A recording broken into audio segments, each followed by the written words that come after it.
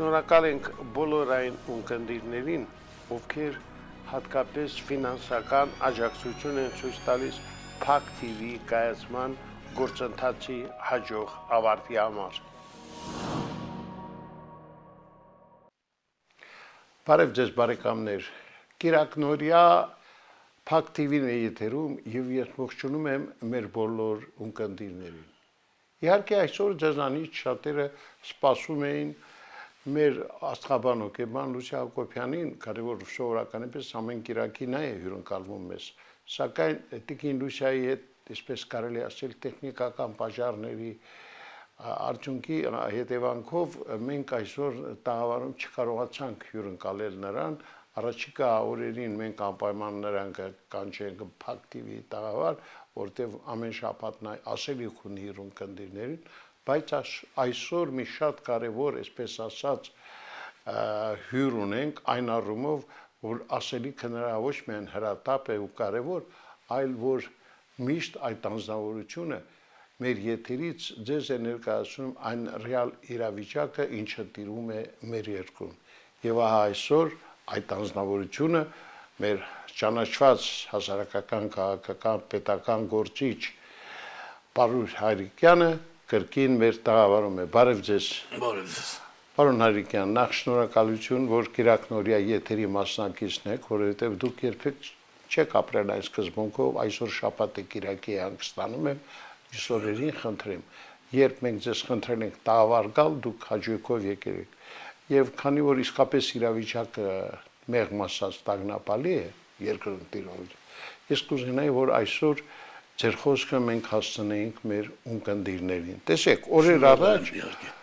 դուք կոչ արեցիք բոլոր քաղաքական ուժերին համախմբվել եւ երկրից դուրս բերել այս իրավիճակից։ Ինչ եղավ։ Գիտեք, դեռ մի քիչ շուտ է վերջնական գնահատական տալու համար, բայց արձագանքներ կան ոչ իմ սպասածի չափով, նախ ասեմ ինչի մասն էր խոսքը։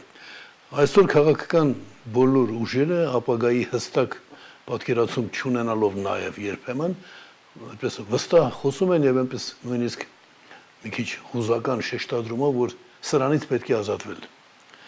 Այն ինչ ես առաջարկում եմ կապ չունի սրանից շուտապույտ ազատվելու հետ, բայց ավելի արագ է, քան որևէ մեկի ծրագիրը։ Ես խոսում եմ հիմնականի մասին, ինչպես միշտ։ Այդ հիմնականն այն է, որ սկսված սահմանադրական բարեփոխումների գործընթացը սկսել է Նիկոլ Փաշինյանը, բայց որևէ երկրում սահմանադրական բարեփոխումների գործը որևէ անհատ պետական գործ չի, մոնոպոլիան չէ։ Դրա համար ես ասում եմ, որ քանի որ այդ գործը սկսված է, եկեք դա մենք օգտագործենք։ Մենք նույնքան իրավունք ունենք, քան որևէ մեկը։ Երբ քաղաքական ուժերը համախմբեն, արդեն կա պատրաստի սահմանադրության նախագիծ, ովքեր համաձայն չեն, թող գնան իրենց տուն-տունի կխաղան։ Բայց այստեղ կա բացարձակ ժողովրդավարության նախագիծ, դրա մասին մենք ձեր եթերում հաճախ ենք խոսել, այդ նախագծի հետ համաձայնել են շատ քաղաքական ուժեր արդեն, մասնագետների մասն էլ չեմ խոսում, նրանք ուղղակի հիացած են։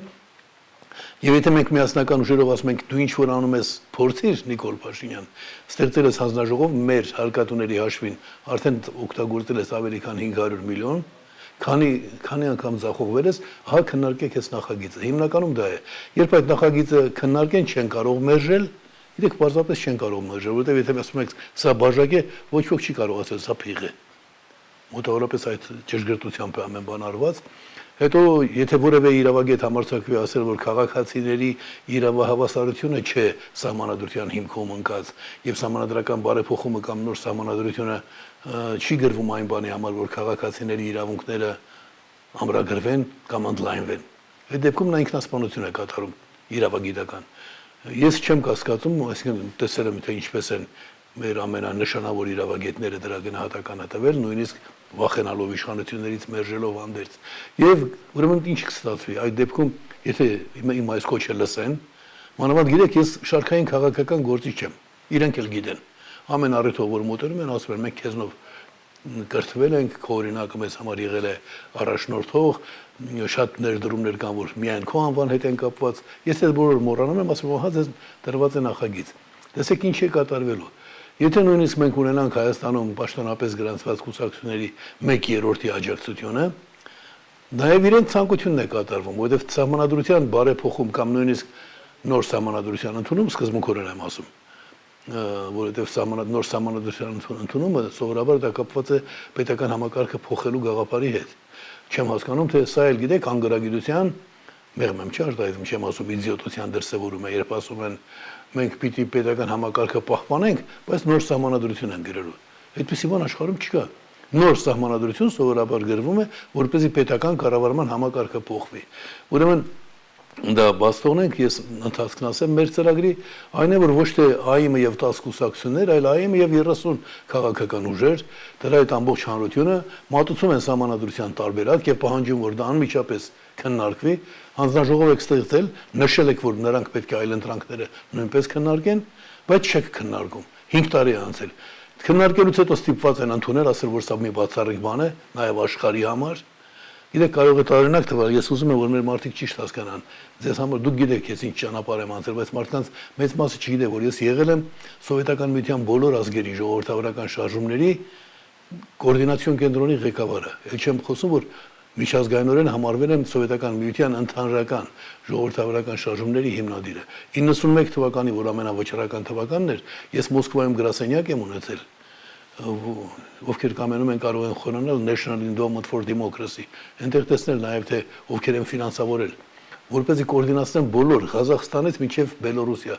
բոլոր ազգերի ժողովրդավարական շարժումները։ Հիմա այդ փորձը ինձ հանգեցրել է նրան, որ ես գտել եմ մի բան, որ աշխարհի ժողովրդավարության, համամարտկային ժողովրդավարական արժեքների համար կարևոր է, ապահովում է մարդկանց իրավավասարությունը մշտապես։ Եվ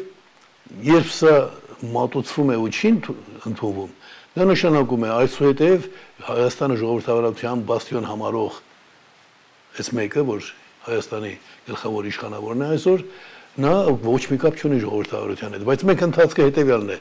քննում է հանձնաժողովը, ենթադրենք 10 օրվա ընթացքում հայտարարի եկանք, իդեպ մենք բոլոր կուսակցություններին ուղարկել ենք այդ ուղերձը։ Մեր գլխավոր քարտուղար Մանյա Այվազյանի ուղերձն է, որը ներկայացնում է, որ պետք է հիմնականով զբաղվենք։ Մեկ շաբաթվա ընթացքում ամփոփվում է, հանձնաժողովը ուզի 10 օրվա ընթացքում քննարկում է, դրական կարծիք է տալիս, հակառակը չի կարող տալ։ Կառավարությունը ուղարկում է ազգային ժողով, ազգային ժողովում նույնպես կարող են հակաճառել ինչ-որ ներբերանգների շուրջ, օրինակ ասել, ոչ շատ հաճախակի է ստացվում, երբ ընտրությունները տարեկան 2 անգամ են լինում, ներողություն, 2 տարին մեկ են լինում։ Այդտեղ պատասխան կա, Ամերիկայից մեծ երկիր ենք, Ամերիկայի ներկայացուցիչների պալատը 2 տարին մեկ վերընտրվում է ամբողջ կազմով։ Կամ կարող են, ասենք, հակաճառել, այդտեղ մեկ այլ փաստ կա, Հայաստանը ժողովրդավարական երկիր է։ Թե սահմանադրության մեջ ամրագրված է ժողովրդավարական երկիր է, դու պետք է ձգտես հասնել տվյալ իմաստանիշի պարունակած գաղափարի ամենաբարձր մակարդակին։ Ազգային ժողովն է քննարկում ամենաշատը մեկ ամսվա ընթացքում, որովհետև հրատապ հարց որպես պիտի ներկայացվի այդպիսի աջակցությամբ, որևէ հակառակության դեպքում հանրությունն է աջակցում, որովհետև բոլոր քաղաքական ուժերն են։ Եվ այստեղ պիտի կարողանանք վեր կանգնել։ Երեք ԱԻՄ նախագահությունում քննարկում էին, գիտեք, հետաքրքրական է, որ 12 հոգուց միայն մեկը ասաց քաղաքացիական պայմանագրին ուղարկել պետք չէ։ Մենք ասում ենք, այո, մենք քաղաքացիական պայմանագիր կազմակերպությունը համարում ենք ոչ առողջ քաղաքական ուժ իր այսօրվա դրսևորումներով, բայց բոլորին պիտի դիմենք։ Դրանից հետո դրվում է հանրաքվեի, պատկերացրեք եւս մեկ ամիս, այսինքն 3 ամիս հետո մենք ունենում ենք նոր սահմանադրություն եւ նոր սահմանադրությունից բխող այդ բոլորի շուրթերից կախված, որ սրան պետք է հեռացնելի պատասխանը։ Կհեռացնի ժողովուրդը, լավ, չի հեռացնի, ուրեմն սա ենք մենք։ Բայց դու պիտի ճանապարհ ու ծրագիր ունենաս։ Այսօրվա քաղաքական ուժերը բոլորը գոռում են, որ Նիկոլ Փաշինյանը իրեն չի արդարացնում, պիտի հեռանա, կամ են քաղաքական ուժ իրավունք ունի այդպիսի պահանջ ներկայացնելու։ Բայց բոլորն ասում են, մարդիկ հավաքվեն, ամբողջ ժողովրդին հավաքենք, բայց դու ինչ ծրագիր ես առաջարկում։ Առաջարկում ես, որ մարդիկ հավաքվեն ու գոռան, դա ծրագիր չէ։ Դա հանրության դժգոհության դրսևորում է, պետք է ծրագիր լինի։ Այնպես որ հիմա ներկայացված է քաղաքական ուժերին այս ծրագիրը շատ հստակ եւ պատրաստի նախագծով, այդ նախագծի համար պիտի որևէ պետություն միլիոններ ծախսի, որ այդ որակի նախագիծ ունենա։ Հիմա այդ նախագիծը կա։ Եվ գիտեք, ես խոսեցի միջազգային իմ դերակատարության մասին, ժողովրդավարական շարժումների կոորդինացիայի մասին, բայց ես եղել եմ նաև սահմանադրական բարեփոխումների հանձնաժողովի նախագահ 1998-99 թվականներին, այսինքն իմ փորձի մասին որևէ մեկը վիճել չի կարող։ Այնպես որ դա է մեր սկսած գործը, այսօր դեռ պատասխան ակնկալել, այսինքն ասել, որ պիտի բոլորը պատասխանած լինեին, ճիշտ չի լինի, անաչառ չի լինի, որովհետև կան ուժեր, որ այդպես օպերատիվ չեն աշխատում, արագ չեն աշխատում։ Բացի այդ կարող է որոշ ուժեր չեն ստացել թեկուզ տեխնիկական համացանցային խնդիրներով։ Միանգամից օգտվելով առիթից դիմում եմ բոլորին, որ ովքեր որ տրամադրված են իսկապես աշխատել, ես Հայաստանի անկախության պայքարի առաջնորդս, այստեղ էլ շատ կարևոր է, անկախություն ժողովրդավարության ճանապարհով։ Այսինքն ժողովրդավարությունը իմ էությունն է, ես 73 թվականին առաջին դատավարությունից հետո այն ժամանակ եմ ասել անկախություն ժողովրդավարության ինքնորոշման ճանապարհով։ Հիմա թող մոտենան եւ ես սիրով եւ կբացատրեմ նրբերանգները եւ ծրագիրը կներկայացնենք։ Իսկապես ներողություն եմ խնդրում, եթե ինչ որ քաղաքական ուժ չի ստացել, բայց եթե ստացել են ու չեն արձագանքում, թող իրենք օրագրում գրեն հիմիկվանից պատրաստ են, թե ինչ են պատասխանելու իրենց երեխաներին։ Երբ Հայրիկյանն ասում էր երկիրը կործանվում է, Հայաստանի անկախության առաջնորդն ասում էր ձեզ հետ համաձայն եմ, երկիրը կործանվում է վատ իշխանությունների պատճառով, ահա գործողությունների կարգը։ Ինչ ես պատասխանել Հայրիկ։ Դու ինչ ես արել։ Մտել ես ինչ որ անկյունում քողարկվել, ծպտվել, թե գնացել ընդառաջել ես։ Սա շատ նման է նրան, որ Մարտինքն իր խղճի առաջ իր վերջին պարտականությունը կատարի։ Գիտեք, մի խոհա իմաստասիրական բան պիտի ասեմ։ Մի անգամ Ռիչարդ Հովհաննիսյանը գրողների միությունում իր գրքի շնորհանդեսն էր, ասաց, որ ժողովուրդների կյանքում շատ հաճախ լինում են դեպքեր, երբ ինչ որ մի իրադարձություն փոխում է ժողովրդի ճակատագիրը հարյուրամյակների համար։ Ու ասաց, ես երբեք չեմ կասկածել, որ Անդրանիկը հայրենասեր է եղել։ Չեմ կասկածել, որ Դրոն հայրենասեր է եղել։ Բայց եթե Դրոն 20-րդ դարի սկզբին են 18-19 թվականներին դուրս չգար Արցախից իր զինվորներով,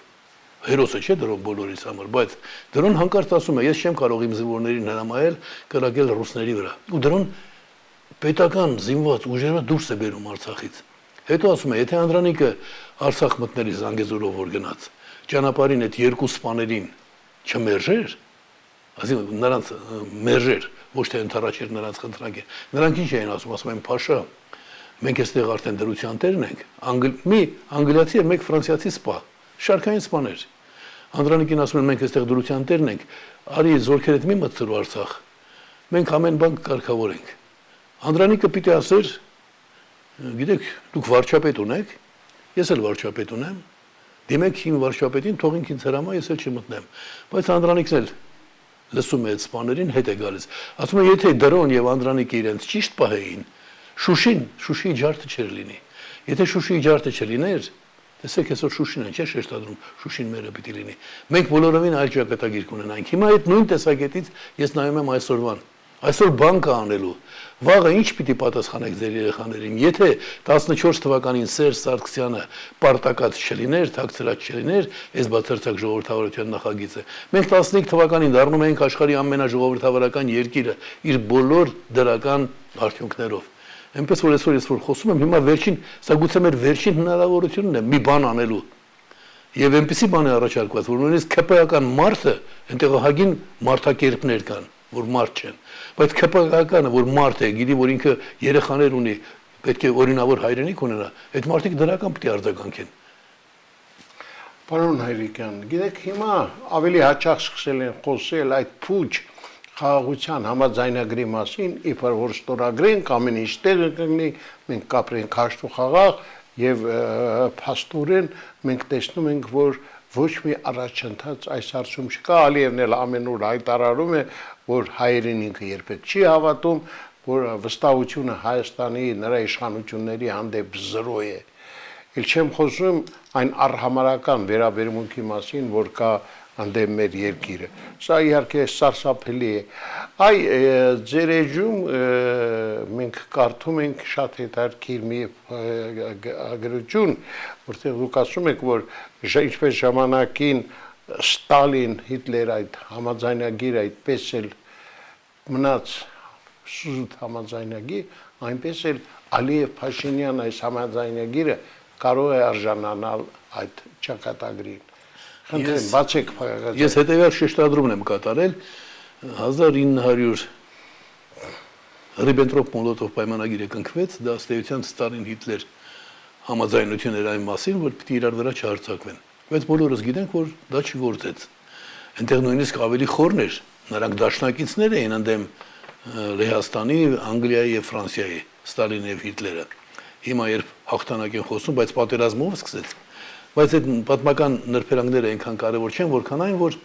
երբ բռնակալները իրար հետ համաձայնություն են կնքում կամ երբ համաձայնություն են կնքում, համաձայնության են գալիս մի կողմից բռնակալ, մյուս կողմից ոչ այնքան բռնակալ գործիչները, բայց հետին նկատառումներով առաջնորդվող, դա ապագա չունի։ Ես նկատի ունենալով պատմական այդ իրողությունը, իմ էջում, իմ Facebook-յան էջում, իդեպ վերջին շրջանում թափով ավելանում են հետևորդների թվերը եւ հազարավոր մարդիկ են դիմում ընկերության հայտ ներկայացնում, ցավոք սրտի դիմագիրքը սահմանափակում է ընդամենը 5000 կարող ես միանգամից օգտվելով առիթից ներողություն եմ խնդրում, որ չեմ ընդառաջում, այսինքն չեմ կարողանում այդ հայտերը ընդունել, ես այնտեղ հիշեցրի մարդկանց եւ պարտավոր եմ հիշեցնել, ինչպես կարող է աշխարհի կողմից բռնապետ համարված մարդը անել որևէ առողջ բան։ Տեսեք, Ճապոնիան եւ Ռուսաստանը իրար հետ խաղաղության պայմանագիր չունեն, բայց Ռուսաստանի ավտոմեքենաների 1/4-ը ճապոնական են։ Այսինքն եւ առևտուր է ընթանում, եւ բնականon հարաբերություններ կան։ Մյուս կողմում կան պետություններ, Հիտլերը եւ Ստալինը, որ համաձայնություն կնքեցին, բայց խախտեցին։ Հիմա Ալիևի հետ ինչ համաձայնություն կարելի է կնքել եւ գիտեք բարոյական տեսակետից ինչպես կարող ես դու նույնիսկ ամենավատ գործեր կատարած մարդկանց խոսենք նա պատանդի կարգավիճակում է երբեք չես ասում պատանդը վատն է այդ անազնիվ բան է պատանդին պիտի ազատես եթե վատն է կան իրավապահ մարմիններ բայց բռնապետ Ալիևը պատանդներ է պահում այդ խնդրի վրա ուշադրություն է դարձնում աշխարհի ամենամեծ միավորման Գիտեք, Ամերիկայի Միացյալ Նահանգները գերտերություն է, բայց ազգերի ամենամեծ միավորումը Եվրոպական միությունն է, նույնիսկ Մեծ Բրիտանիայի դուրս գալուց հետո։ Աշխարհի ամենամեծ քաղաքակիրթ միավորման պարլամենտը որոշում է ընդունում դատապարտող եւ խիստ պահանջ ներկայացնող գերիները վերաբերել, այդ պահին դու ասում ես դե նրանք հեչ, այստեղ Ալիևը ամեն ինչ է։ Եվ Ալիևի հետ պետք է խաղաղության պայմանագիր կնքել այնպիսի պայմաններով, որոնք հիմնականում Ալիևն ասում է ես եմ գրել Են փոքրիկնով են անշնորհքը։ Գիտեք, իմ լակոտնով է, այդ տոնով է խոսում։ Ես գրել եմ, ինչ ասել եմ, ինքն էլ ստորագրել է։ Այդ պայմաններում ինքը մեզ, ինձ եւ ձեզ, մեզ հետևող հիմա բոլոր մարդկանց ասում է, որ դուք փալաս եք։ Ալիևի համար ընդամենը կամ Էրդողանի համար ընդամենը Սուրի շեղբին մնացած այդ վերաբերմունքի պայմաններում դու խոսում ես, չեմ ասում, դեռ ստորագրում ես, խոսում ես խաղաղության մասին։ Ում հետ։ Այն մարդու հետ, որ մարդուն հայ լինելու համար պատանդ է պահում Պատանդը դա միջազգային ամենածանր հանցագործությունն է։ Գիտեք, որպեսզի հասկանալի լինի, ասեմ, տեսեք, ես իմ անձամբ տեսել եմ այդ բոլորը 40 տարի առաջ, 40 չէ, 1988 թվականին դա ստացվում է 37 տարի առաջ։ Այդպես է, չէ։ Այո, բավարարապես։ 37 տարի առաջ ինձ երբ ես հասա Եթովպիա, ինձ ուղեկցում էր KGB 8 չեկիստների խումբ եւ մի բժիշկ։ Ամենափառավոր պայմաններում էին ինձ պահում, մեծագույն հարգանքով։ Ես երբեք այդպեսի բանով, գիտեք, կարծես կառավարության ղեկավար լինեի եւ ինձ լավագույն Եթովպիայի լավագույն հանգստավայրերը։ Եվ ասում են մենք քեզ այնքան պիտի պահենք, մինչև որ ինչ որ ամերիկացիների հետ համաձայնություն գալու կամ Ֆրանսիայի, Կանադայի, հետո այդ երեքներն ինձ քաղաքացիություն առաջարկեցին։ Մի պահ եկա, որ ես ասացի, լսեք, ես հացադուլ եմ հայտարարում։ Հայտարարում ես հայտարարի։ Ասեցի հացադուլ եմ հայտարարում ընդդեմ այն բանի, որ դուք ինձ պատանդ եք պահում։ Ես քաղաքացիությունից զրկված եմ, ուրեմն ես հիմա պատանդ եմ։ Եթե ես պատանդ եմ, դուք միջազգային ծանր հանցագործ եք։ Գիտեք ինչ կատարվեց։ Հաջորդ օր ինձ ազատեցին։ Հաջորդ օր ինձ տեղափոխեցին այլ հյուրանոց եւ իրենք անհայտացան։ Սա ինչ եմ ասում։ Պատանդը միջազգային ընկալումներով ամենասարսափելի բանն է, ես դա իմ աչքով եմ տեսել։ Եվ փոխանակ սա ասի, քանի դու պատանդ ես պահում, դա նշանակում է դու բարի կամքի տեր չես, դու ավազակ ես։ Քեզ հետ չի կարող լինել խաղաղության պայմանագիր։ Մեզ բոլորիս վախեցնելով թե պատերազմ է սպառնում, պատերազմի սպառնալիքի դեմ դու ունես ճակերտավոր կամ դաշնակիցներ, չէ՞, Բելոռուսիա, Ռուսաստան, Հապկետ, դու դրանց անդամ ես։ Եթե պատերազմ է սպառնում, նրանց խնդրի թող ամեն մեկը 1000 զինվոր ուղարկի։ Ասա որ մեզ սպառնում է, վկայակոչում ես մի քանի օրտներ։ Դրանից բացի Եվրոպական միությունը դիտորդներ է ուղարկել, որ դու ագրեսոր չես։ Օգտվի դրանից։ Ամերիկային դիմի ասա, գիտեք, ինձ պատերազմ են սպառնում, մենք էլ ցեղասպանություն ապրած ազգ ենք, դուք ցեղասպանությունը ճանաչել եք, նույն Գերմանիա, վերջ բոլոր պետություններին։ Խնդրում ենք մի քանի հազար զինվոր ուղարկեք, մինչև մեր հարևանների հետ լեզու կգտնեք։ Դու ոչինչ չես անում, բայց քո քաղաքացիներին վախեցնում ես, ասում ես, գիտեք, մեր վրա կհարձակվեն։ Տեսեք, մի սարսափելի բան ասեմ։ Ամենաահավորն է, երբ նույնիսկ 5 հոգի է զոհվում։ Բայց երբ այդ 5 հոգին զոհվում է հայրենիքի համար, դու պետք է այդ 5 հոգուն փառաբանես։ Բոլորս մահկանացու ենք, գիտեք, մեր հիմներքում ազգային գրված է։ Բայց Իրանի որ ազգի համար կզոհվի։ Դա ներկայացնում է որպես սարսափելի բան, բայց երբևէ խոսք դուրս չբերեց, շուրթերից խոսք դուրս չեկավ, որ 300,000 զոհերին, որ մենք կորցրինք երկրորդ համաշխարհային պատերազմի ժամանակ, 100,000 զոհերին, որ կորցրինք առաջին համաշխարհային պատերազմի ժամանակ, այդ դրանք անտեղի զոհեր էին։ Դրա մասին չասվեց, բայց հայրենիքի համար զոհվածներին ինչ եմ ուզում ասել, որ պատերազմով սպառնացողի հետ դու պետք է միջոցներ ձեռնարկես, այնպես չի որ 5 օրվա ընթացքում կամ պատերազմ կամ բան։ Մենք այն մեծ պատերազմից հետո արդեն 5-րդ տարին է ապրում ենք։ Միթե դու պետության ղեկավար լինելով որևէ դիվանագիտական միջոց չգտար։ Ես իմ բերած իմ անցած ճանապարհի օրինակները չեմ ուզում բերել։ Այնպես որ այս խաղաղության պայմանագիր կոչվածը իրենից ոչինչ չի ներկայացնում, բացարձակապես, եթե ինչ-որ բան էլ պիտի փոխվի դրանից, հետո այդ արդեն փոխված է։ Ասում եմ մենք 24 թվականը ամերիկյանքի ամենախաղաղ տարին է։ Ինչի արդյունքում։ Ինչի շնորհիվ քո քաղաքականության, թե նրա որ եվրոպացիները քեզ ասեցին այ բթամիտ։ Ադրբեջանը հանցագործություններ է կատարում քո հանդեպ։ Եվ պատճառաբանում է նրանով, որ դու սադրանքներ ես գործում։ Արի մի քանի 100 հոգու ուղարկենք։ Այստեղ Հայաստանի ընդդիմության մեջ մարդիկ կան, որ դրանց լրտես են համարում։ Լրտեսը ձեր ծնողներն են եղել, որ ձեզ աշխարհ են բերել։ Այդ մարդիկ եկել են առանց զենքի կանգնել են եւ հայտարարում են մենք այստեղ ենք ընդամենը նրա համար, որ սադրանքներ չլինեն։ Այդ հնարավորությունները ինչի չես օգտագործում։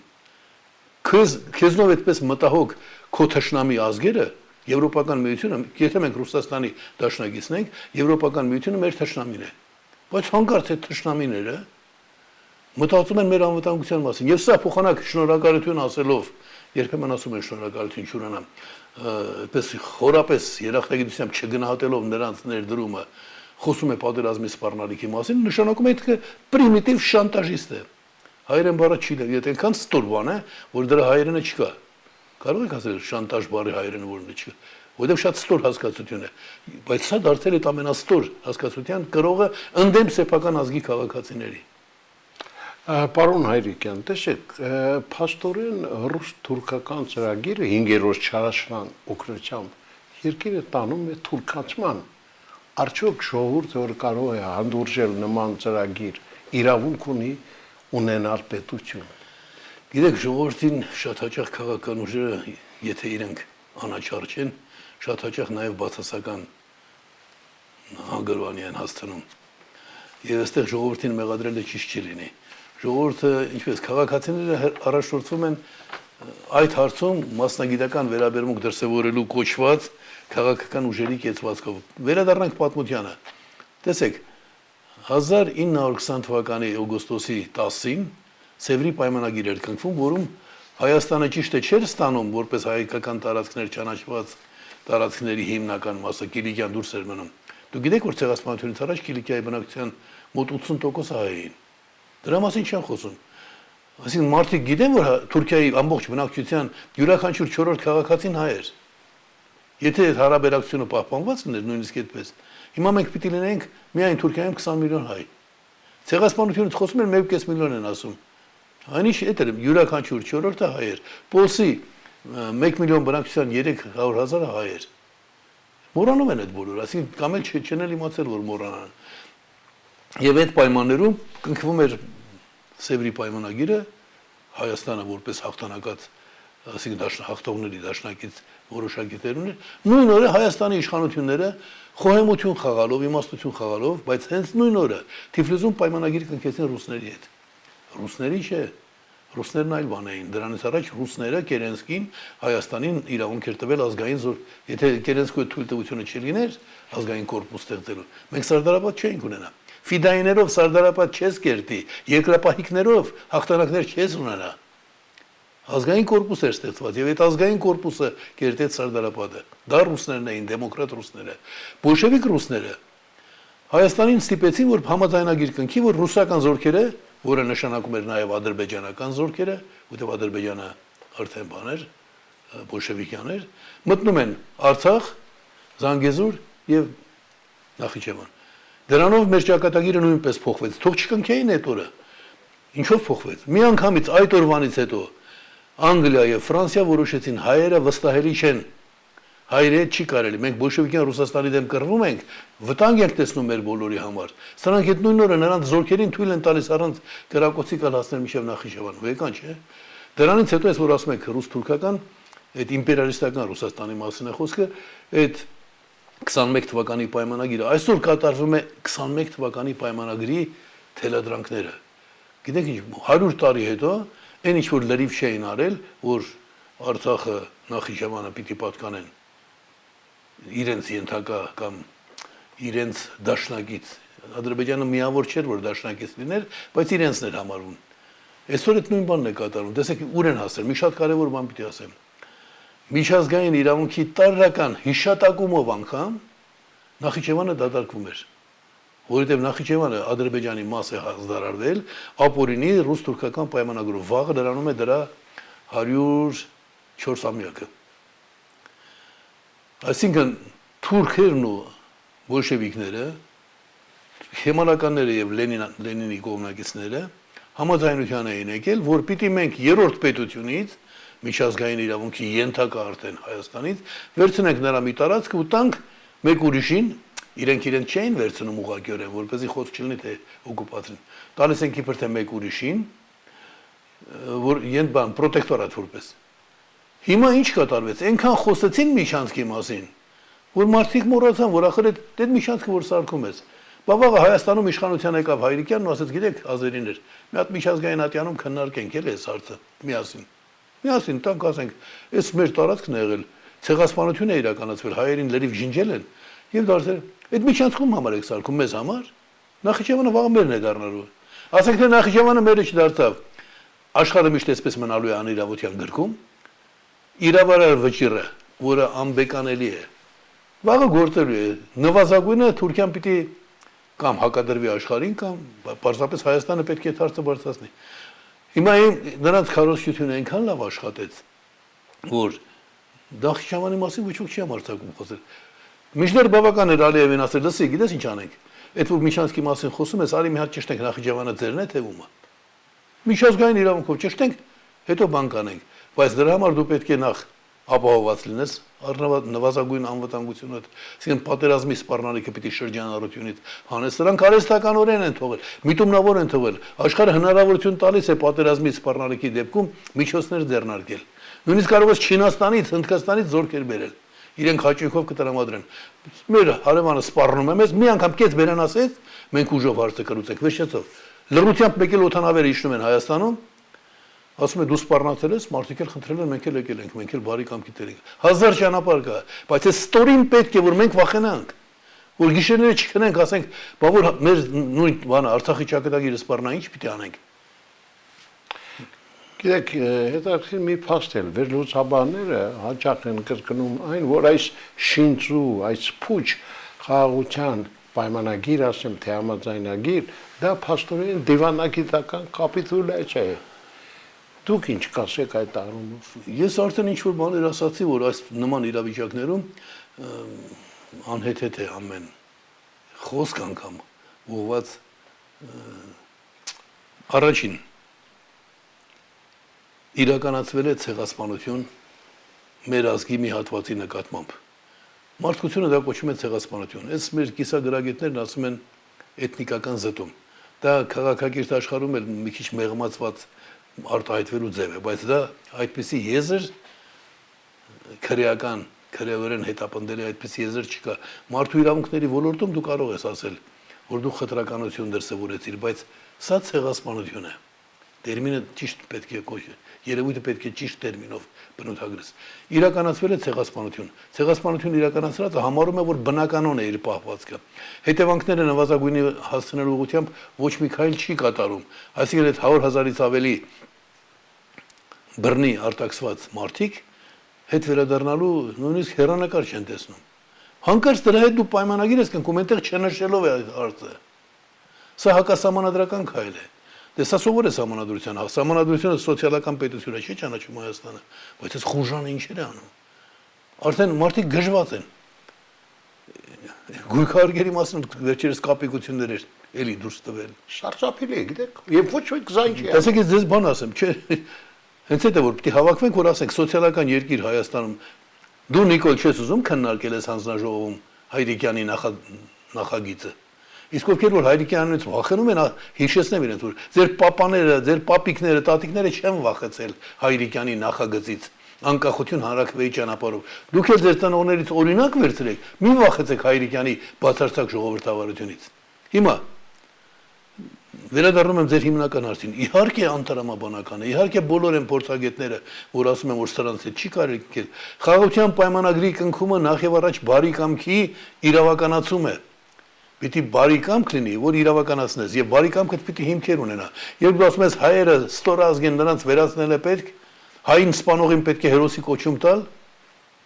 այդ մարդը բարի կամք չունի։ Բայց երբ ես ասում եմ Ադրբեջանը այսօր թշնամական պետություն է, սակայն հայեր, մի մոռացեք, որ ադրբեջանցիների կեսից ավելին ծագումով հայ են։ Գենետիկորեն նրանք հայ են, նրանց թշնամի մի ընկալեք, նրանք վատ իշխանությունների պայմաններում վատ արարք են ցույց տալիս։ Սումգայիթը KGB-ի կազմակերպածներ քրեական տարրերի միջոցով, քրեական տարրեր Հայաստանն էլ ունի։ Ինչի Հայաստանում նմանատիպ գործեր չեղան, որովհետև ես այն ժամանակ կազմակերպեցի մարտի 8-ի երթը, 1 միլիոնանոց երթ, ի պատասխան Սումգայիթի, որտեղ ասեցի, որ լսեք, սա KGB-ի սադրանքն է, հակաադրբեջանական, ադրբեջանցի քաղաքացու նկատմամբ ոչինչ։ Այսինքն դա բարի կամքի դրսևորում էր, ըմբռնում քաղաքակիրթ վերաբերմունք։ Գիտեք, մի շատ կարևոր բան կա, այս պիտի ասեմ, կարող է շատ ավելի կարևոր է, քան մինչև հիմա ասածս ամեն բան։ Որևէ ուժ ձգտում է իր նմաններին շատացնել։ Մեր այսօրվա ձախողումների պատճառը գիտեք որն է, որ մենք հայ լինելով փորձեցինք դառնալ թուրք, թուրքի վատ տեսակը։ 88 թվականին, երբ Սումգայիթ եւ այլ եղել էր, մերոնց ասում էին մենք էլ իրանց պիտի ջարդենք։ Ես կարողացա շնորհիվ այն ԱԻՄ-ի շուրջ համախմբված մարդկանց կարողացա ասել, որ մենք պիտի հայ մնանք։ Որովհետև երբ դու ասում ես թուրքի նման պիտի վարվենք, դու դառնում ես թուրք։ Ազգությունը միայն քո լեզվով ու կենցաղով չի որոշում կամ կրոնով չի որոշում, որոշում է նաև քո արժեհամակարգով, քո որակներով։ Եվ եթե դու դառնում ես թուրք, ուրեմն թուրքերը շատանում են։ Երբ Շուշին այրում էին, Շուշին հանձնված էր, ինչ էին այրում, դարձել էին թուրք։ Եթե դու դառնում ես թուրք, հակառակորդիդ քանակն ես ավելացնում, սա շատ կարևոր միտք է։ Եվ մյուս կարևոր միտքը, որ այսօր կուզեի հնչեցնել, երբեք չեմ ասել դա, այն է, որ ամեն մարդ պիտի մտածի, որ ես այսօր անեմ մի բան, Ռիչարդ Հովհաննիսյանի խոսքերը, որ ասացի, անեմ մի բան, որ վաղը չափսոսամ, այն բանի համար, որ հնարավորություն եմ ունեցել ու չեմ արել։ Դուք պատկերացնում եք, եթե 1988 թվականին Արցախյան շարժումը ստեղծվելուց մի տարի առաջ ստեղծված չլիներ ԱԻՄ-ը, մեզ բոլորիս համոզելու էին, որ մենք թուրքի պես պիտի մեզ պահենք, այսինքն մենք պիտի թուրքանանք։ Եթե դու թուրքանում ես, ո՞նց ես թուրքին հաղթում։ Դու հայ լինելով պիտի, քո հայ որակով պիտի հակադրվես նրան։ Եվ գիտեք ինչ կլիներ, եթե 87 թվականին ԱԻՄ-ը ստեղծված չլիներ, եթե անկախություն թերթը հրատարակած չլինեինք, 88 թվականին մեզ բոլորիս համոզելու էին, որ ուրիշ ելք չկա, մենք պիտի կենտրոնանանք Արցախի վրա, մենք խոսում ենք Հայաստանի անկախության մասին։ Դուք տեղյակ եք, որ անկախության դրոշի դեմ Ղարաբաղ կոմիտե կոչված այդ անհեթեթության ղեկավարներն ասում էին եռագույնը կխանգարի մեզ։ Եթե այն ժամանակ մենք այդ գործը արած չլինեինք, Հայաստանը այսօր կլիներ ռուսական պրովինցիա, եւ Հայաստանում, ես կրկնում եմ, բանը կապանցի մի падգամավոր ընկեր ունենք, նա ասում էր, իրենց պետք է որ մենք մի 300,000 հայ այստեղ մնանք ու աղոթենք ռուսների համար, որ մեզ բրկեցին։ Այսինքն ժամանակին անելու գործերը պիտի ժամանակին անես, հաշվի առնելով, որ եթե դա չես անում, օրինակ եթե Անդրանիկն ու Դրոն իմանային ինչ հետևանքներ կունենա իրենց այդ Արցախից հետևողական չլինել Արցախի հարցում, նրանք իհարկե կգնային, նրանք մտածեցին դե լավ, բայց դու քո պարտականությունը պիտի կատարես։ Դրա համար է որ կներեք բուն ընթացքից մի քիչ հետ գնալով ասեմ, որ դա է պատճառը, որ դիմել եմ բոլոր քաղաքական ուժերին հասկացնելու, որ լսեք, մեր երկիրը պետք է դարձնենք քաղաքացիների սեփականությունը։ Սկզբունքային հարց է։ Որևէ խնդիր, որևէ ժողովուրդ ունի, երբ ինքը չէ տերը։ Եթե Հայաստանում իշխանության տերը լիներ ոչ թե Նիկոլ Փաշինյանը իր գժություններով, դա մոլագարություն է, ստախոսություն է դարձրած այդպես համոզմունք, ասում է, այդ հարցում ոչ մի փոխզիջում չի լինի գույքահարկի մասին։ Այսինքն դու թալանում ես քո ժողովրդին, հասցնում ես այնպիսի վիճակի, որ մարդիկ ինչ ունեն, կես գնով վաճառեն, ես 10 միլիոն ներողություն, հիմա $10,000 գույքահարկ եմ տալու ես ամիս։ Դուք պատկերացնում եք դա ինչ է նշանակում։ Ես այդ ամբողջ հողերը գնել եմ, մենակ հողի համար $5,000 եմ տալու։ Որտեղից տամ։ Վարձակալ վերցնեմ, վարձակալների համար բան եմ, տոկոս եմ տալիս, չէ՞։ 150,000 հիմա այսքան օրվա ընթացքում պետք է տամ անցյալ տարվա իմ վարձակալների եկամտահարկը։ Համ եկամտահարկ եմ տալիս, համ գույքը։ Ես որտեղից տամ, պիտի ուրեմն բարեկամներից խնդրեմ, որ օգնեն։ Բայց քաղաքացին ընդմուս որ բարեկամ չունի, կամ հնարավորություն չունի, դա ինչ պիտի անի։ Սա ուղղակի հարձակում է սեփական ժողովրդի դեմ եւ ամենակոպիտ խախտումը Հայաստանի սոցիալական պետություն լինելի հարցի։ Գիտեք ինչ կճամարտակ են, ինչ խոսենք ասեն, բայց մնում է փաստը։ Հիմա ես ասացի 5 տարի հետո էլ մեկը վերցնելու ասելու է Նիկոլ Փաշինյանը խախտել է սահմանադրությունը։ Սահմանադրության մեջ նշված է Հայաստանը սոցիալական պետություն է։ Ինքը որևէ հարկատեսակ առավելագույնը կարող էր մի տարվա ընթացքում բարձրացնել 20%։ Առավելագույնը որպես ծանր հանցագործություն, բայց ինքը բարձրացրել է 2000%։ Էլ չեմ խոսում են կայանատեղեր, աղբահանությունը, մի ահավոր սա մոնղոլ թաթարական հարձակում է հայ ժողովրդի վրա։ Այնպես որ ասեմ որ փորձագետների մասին ինչ որ ասացիք, դա շատ հիմնավոր է եւ դրա հիմքում ընկած է այն, որ մենք գործ ունենք ամբարտավան անգրագետ, էլ չեմ խոսում են մյուս վատհատկանիշների մա ամբարտավան անգրագետների հետ։ Պարոն Իլքեր, շնորհակալ եմ այսօրվա համար, հույս ունեմ առաջիկայում անպայման կշարունակենք մեր զրույցը եւ կարծում եմ, որ միամուր, այսպես միասնական կարող ենք դուրս գալ այս իրավիճակից։ Շնորհակալ եմ։ Ես եմ շնորհակալ։ Շերի բարեկամներ, մենք հյուրընկալել ենք հասարակական, քաղաքական, պետական գործիչ, Գերագույն խորհրդի պատգամավոր Պարույր Հայրիկյանին։ Սպասեք իհարկե նրան առաջիկայում եւս։ Իսկ այսօր այսքանը, ցտեսություն։